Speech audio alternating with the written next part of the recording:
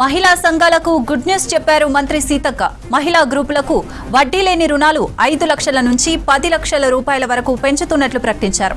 మహిళా సంఘాలు తీసుకునే 10 లక్షల రూపాయలకు వడ్డీ ప్రభుత్వమే కడుతుందని చెప్పారు. ఈ ఏడాది మహిళలకు వడ్డీ కింద 2500 కోట్లు చెల్లించాలని ప్రభుత్వం భావిస్తోందన్నారు సీతక్క.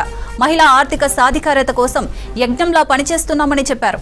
మహిళలు పేదరికం నుంచి బయటపడితేనే అభివృద్ధి సాధ్యమని చెప్పారు. 1 కోటి మంది మహిళలను కోటీశ్వర్లను చేసే సంకల్పమన్నారు సీతక్క. అన్ని రంగాల్లో మహిళలకు ప్రియారిటీ ఇస్తున్నామని చెప్పారు.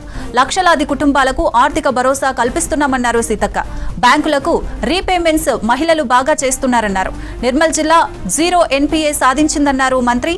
నిర్మల్ జిల్లా తరహాలోని అన్ని జిల్లాలు 100% బ్యాంకులకు రీపేమెంట్స్ చేయాలన్నారు. మహిళా సంఘాలకు గుడ్ న్యూస్ చెప్పారు మంత్రి సీతక్క. మహిళా గ్రూపులకు వడ్డీ లేని రుణాలు 5 లక్షల నుంచి 10 లక్షల రూపాయల వరకు పెంచుతున్నట్లు ప్రకటించారు.